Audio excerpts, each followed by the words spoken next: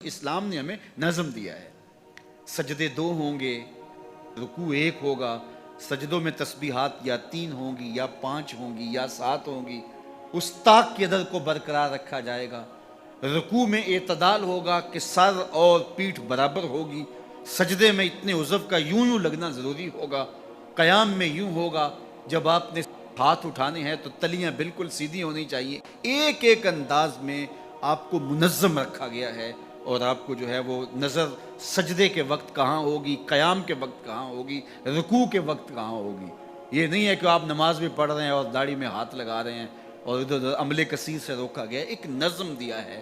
تو پوری زندگی جب منظم ہو جائے تو زندگی کا حسن نصیب ہو جاتا ہے، اور جب زندگی بے ہنگم ہوگی تو پھر طبیعت میں غیر مری قسم کا تقدر ہوگا۔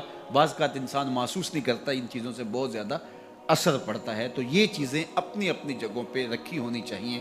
تو بات کہاں سے کہاں نکل گئی؟ تو حضور نے فرمایا کہ اولو النہا والاحلام، جو بڑی عمر کے لوگ ہیں اور جو بالغ حضرات ہیں وہ میرے قریب کھڑے ہوں، اور پھر اس کے بعد صفوں کی ترتیب یہ ہے، پہلے مرد ہوں، بالغ ہوں، پھر اس کے بعد جو ہے وہ بچے ہوں، پھر خواتین کی صفیں ہوں۔ تو ہمیں شریعت نے یہ ساری ترتیب دی گئی ہے۔ صفوں کو سیدھا کرنے پہ باب تسویۃ الصفوف دیکھیں، آقا کریم کتنا زور دیتے تھے صفوں کو سیدھا کرنے کے لیے، کہ صفوں کو سیدھا کرو گے تو سیدھے رہو گے، ورنہ تمہارا دل ٹیڑھے ہو جائیں گے۔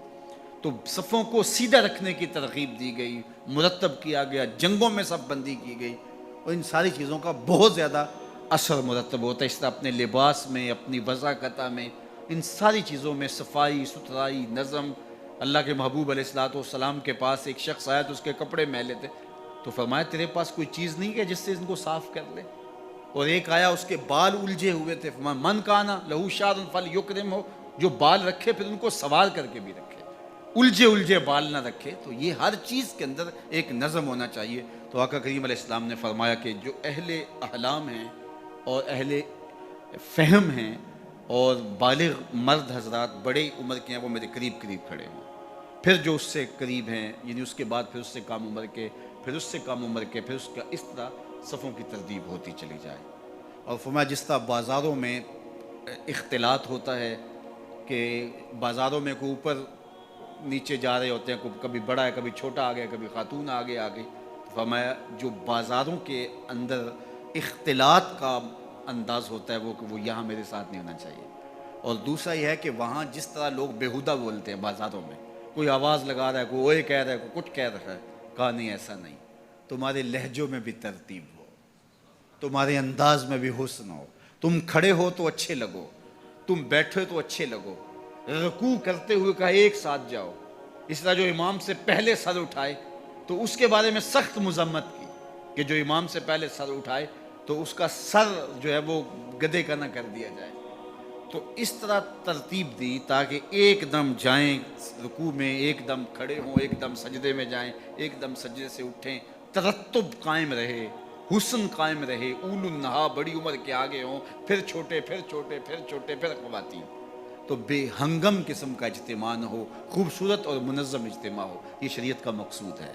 یہ نظم رہے، خوبصورتی رہے، یہ شریعت کا نظم ہے۔ اور جب یہ کچھ سال ایسا ہوتا ہے تو پھر خود بخود ترتیب بنتی چلی جاتی ہے، اور اگر یہ اس پر توجہ نہ دی جائے تو پھر عجیب سا ایک ماحول بن جاتا ہے۔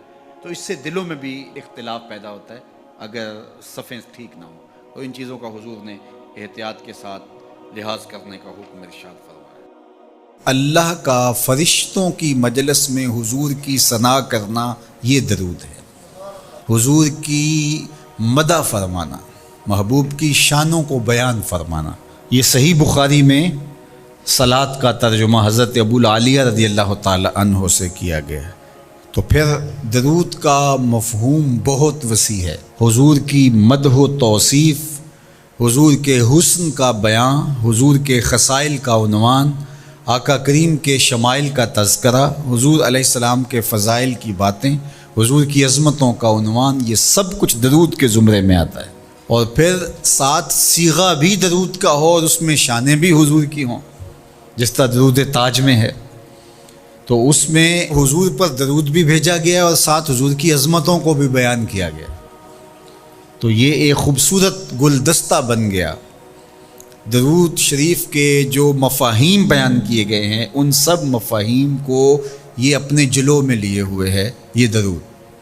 تو کثرت کے ساتھ حضور علیہ السلام پر درود پڑھنے کی تلقین فرمائی گئی۔ حضرت ابی بن کعب رضی اللہ تعالیٰ عنہ فرماتے ہیں کہ آقا کریم نے ترغیب دی درود شریف پڑھنے کی، باقی امور اور عبادت ذکر فکر، تو میں نے عرض کی، ارشاد فرمائے کہ میں آپ پر کس مقدار میں درود پڑھوں، کتنا وقت، کتنا درود پڑھوں؟ تو آقا کریم نے فرمایا ما شئتا، جتنا تم چاہو۔ فرماتے ہیں میں نے کہا میں چوتھا حصہ درود پڑھوں گا، باقی 3 حصے دیگر عبادات اور دیگر وظائف اذکار بجا لاؤں گا۔ فرمایا جس طرح تم چاہو، جو تمہاری مرضی، لیکن اگر درود کی مقدار کو بڑھا دو تو تمہارے لیے بہتر ہوگا۔ تو میں نے کہا النصف، میں آدھا وقت درود پڑھا کروں گا اور باقی چیزیں باقی آدھے وقت میں کروں گا۔ فرمایا جس طرح تم چاہو، لیکن اگر درود کی مقدار کو بڑھا دو تو تمہارے لیے بہتر ہوگا۔ میں نے کہا کہ حضور میں 2 حصے درود پڑھوں گا اور 1 حصہ باقی وظائف اوراد بجا لاؤں گا۔ فرمایا جیسے تمہارا دل چاہے، لیکن اگر تم درود کی مقدار کو بڑھا دو تو تمہارے لیے بہتر ہوگا۔ فرماتے ہیں میں نے کہا حضور میں پڑھوں گا ہی درود، سارا وقت میں آپ پہ درود ہی پڑھتا رہوں گا۔ فرمایا پھر تمہارے سارے دکھ تکلیف اذیتیں پریشانیاں اس کے لیے یہ درود کفایت کرے گا اور تمہارے گناہوں کی مغفرت فرما دی جائے گی۔ تمہاری پریشانیاں، تمہاری اذیتیں، تمہارے دکھ، دور موجود میں لفظ بولا جاتا ہے ٹینشن، تمہاری ساری ٹینشن، تمہارے سارے معاملات حیات کی بے ترتیبیاں، پریشانیاں، دکھ، اذیتیں، سب کچھ ختم ہو جائے گا۔ درود سب دردوں کا مداوع ہو جائے گا، سب دکھوں کا علاج ہو جائے گا، سب پریشانیوں کا حل ہوگا، سب مصیبتوں کا مداوع بن جائے گا، اور ساتھ ساتھ تمہارے گناہ بھی بخش دیے جائیں گے۔ تو درود جتنی کثرت کے ساتھ پڑھا جائے اللہ کی اتنی ہی رحمتیں نازل ہوتی ہیں۔ تو باقی وظیفے، باقی اوراد وہ بھی فضل و شرف والے ہیں، لیکن حضور نے فرمایا کہ پھر تمہارے لیے ایک درود ہی کافی ہو جائے گا۔ اللہ اکبر۔ فرمایا جو میرے اوپر 1 مرتبہ درود بھیجتا ہے اللہ اس پر 10 رحمتوں کا نزول فرماتا ہے۔ اور ایک حدیث میں آیا جو 1 مرتبہ میرے اوپر درود بھیجتا ہے اللہ اس کے 10 گناہ معاف کرتا ہے، 10 درجے بلند کرتا ہے اور 10 رحمتوں کا نزول فرماتا ہے۔ تو درود پڑھا حضور پہ کام اپنا بن رہا ہے۔ تو درود پڑھنے سے انسان کا باطن سنورتا ہے، اندر پاکیزگی نصیب ہوتی ہے، گناہ دھلتے ہیں، عیب دھلتے ہیں، پریشانیاں ختم ہوتی ہیں، مصیبتیں، آلام، مصائب، دکھ، ٹینشن، پریشانی جو کچھ بھی ہے یہ ختم ہوتا ہے، اور درود پرسکون بنا دیتا ہے انسان۔ راحت بخش ہے وظیفہ، سرور انگیز ہے یہ وظیفہ، نور بیز ہے یہ وظیفہ، ماحول میں شگفتگی پیدا کر دیتا ہے۔ اگر درود شریف پڑھو گے تو تمہاری بہت ساری پریشانیاں ختم ہو جائیں گی، تمہارے دکھوں کا مداوع ہوگا، تم ریلیکس ہو جاؤ گے درود پڑھنے۔ یہ درود شریف کی برکات ہیں۔ 1 مرتبہ درود پڑھنے سے 10 رحمتیں نازل ہوتی ہیں، اور جو بار بار حضور پہ درود پڑھتا ہے تو بتاؤ کہ کتنا بڑا ذخیرہ رحمتوں کا اس کے اطراف میں پھیل گیا۔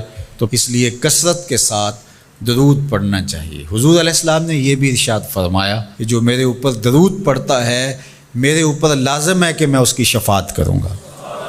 شفاعت رسول کے حصول کا ذریعہ درود بنتا ہے، چونکہ ہمارا آسرا ہی حضور کی شفاعت ہے۔ وہ دامن شفاعت کھولیں گے تو ہم گناہ گاروں کا کام بنے گا، اور وہ نصیب کیسے ہوگی حضور علیہ السلام کی شفاعت؟ کثرت درود سے۔ یہ بھی ارشاد فرمایا آقا کریم نے قیامت کے دن میرے سب سے زیادہ قریب وہ ہوگا جو کثرت کے ساتھ میرے اوپر درود پڑھنے والا ہوگا۔ تو حضور کی قربت کا ذریعہ بھی درود ہے۔ کون سا مومن ہوگا جس کو حضور کے دیدار کا شوق نہیں ہے؟ کثرت درود کی برکت یہ ہے کہ حضور کا دیدار نصیب ہوتا ہے۔ حضور کا دیدار نصیب ہو جائے تو بتاؤ اور کیا چاہیے۔